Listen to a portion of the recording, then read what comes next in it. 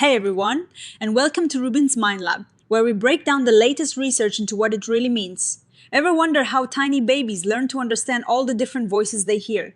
It is a puzzle that scientists have been trying to solve. And today we're diving into a fascinating study that sheds some light on this amazing ability. Imagine a baby hearing their parents, grandparents, maybe even different friends all saying the same word. To us adults, it is no big deal. Mama said by grandma sounds like mama, even if dad says it with a deeper voice or a slightly different accent. But how does a baby who is just starting to figure out language manage to recognize that it is the same word despite all these voice differences? It's like trying to identify a song when different instruments play it each time. This is the big question researchers Christina Bergmann, Alejandrina Cristia, and Emmanuel Dupoux tackle in their paper. They're asking if a baby's brain has a special trick to ignore these voice differences, or if it's actually a big hurdle for them when learning to speak. The science world has been split on this, with some models saying babies are born with a way to ignore voices, and others suggesting they learn to do it over time. So our researchers decided to look at the very beginning of this process, the actual sounds of speech itself. They wanted to know if voice differences make it harder acoustically to tell different sounds apart. Think of it like this: if two sounds are already a bit similar, and then you add a different voice, does it make them sound even more alike, making it harder for a little brain to distinguish them? They looked at a lot of existing research on babies, which, as they point out, has given mixed results. Some studies suggest babies can ignore voices from birth, while others found that voice differences actually made it harder for them to pick up on sound changes. This is where our scientists' own experiment comes in. Instead of directly testing babies, which can be tricky and takes a lot of time, they used the clever computer method. They took recordings of different English sounds, like the difference between a P and a T sound. Then they used the computer program to measure how easy it was to tell these sounds apart.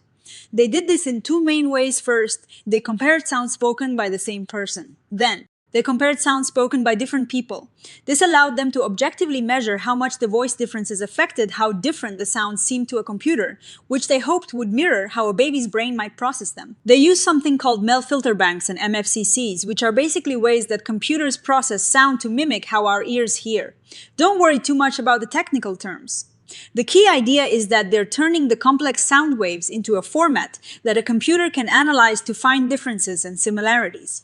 It's like turning a speech sound into a bunch of numbers that describe its unique qualities. The core of their method is called an ABX discriminability score. Imagine you hear sound A, then sound B, then another sound X. The question is sound X more like sound A or sound B? This computer program does that millions of times, for different sound pairs, and with or without voice changes, to see how often it gets it right. A perfect score is 1, meaning it always gets it right. And a score of 0.5 is like flipping a coin guessing. What they found was really interesting. Across all the sound pairs they tested, there was always a slight advantage when sounds were spoken by the same person.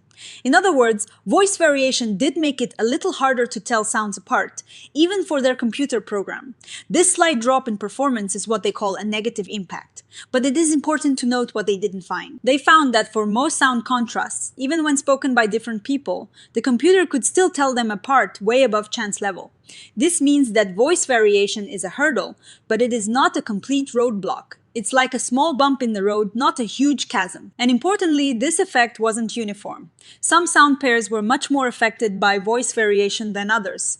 For example, sounds that are already very distinct, like the vowel A and I, remain super easy to tell apart, even with different speakers, but other pairs, which are a bit closer acoustically, showed a bigger drop in discriminability when the speaker changed. This is a crucial detail. This figure really highlights that finding. It shows the difference in how easy it was to tell sounds apart when the speakers were the same versus when they were different. For most of the sounds they looked at, there is a clear positive bar, meaning it was definitely easier with the same speaker. But again, most of these bars don't go down to 0, meaning there is still a good amount of discriminability even across speakers. So what does this mean for our understanding of how babies learn languages? For the abstractionist view, which suggests babies are born with the ability to ignore voices, this study suggests that there are certain sound contrasts that are inherently difficult to abstract away from. The innate normalization module needs to be specified for these tricky cases. For episodic or hybrid models, which think babies learn to cope with voice variation over time, their data provides concrete numbers. They can now predict how much performance might dip when a baby encounters a new voice. This study's main message really is that voice variation isn't a one-size-fits-all problem. It affects some sounds more than others, and for most sounds, it doesn't completely prevent discrimination. This suggests that babies might not need a perfect, innate voice ignoring system.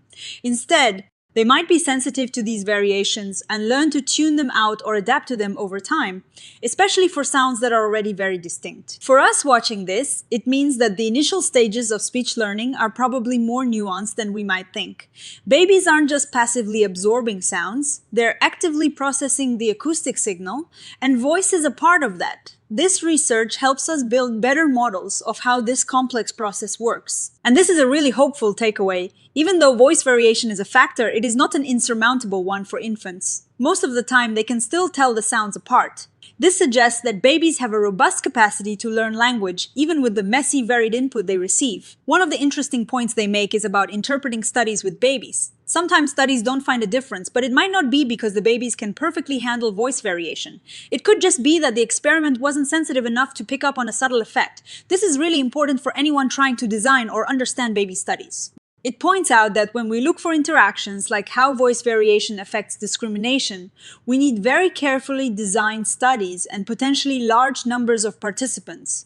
Remember, a non-significant result doesn't always mean no effect. It can sometimes mean we couldn't detect the effect with this study. They also point out that studies that have claimed babies can normalize voices from birth might have overlooked some details. For example, one influential study used a sound pair that is already super easy to distinguish, so it might not have been the best test for voice variation effects.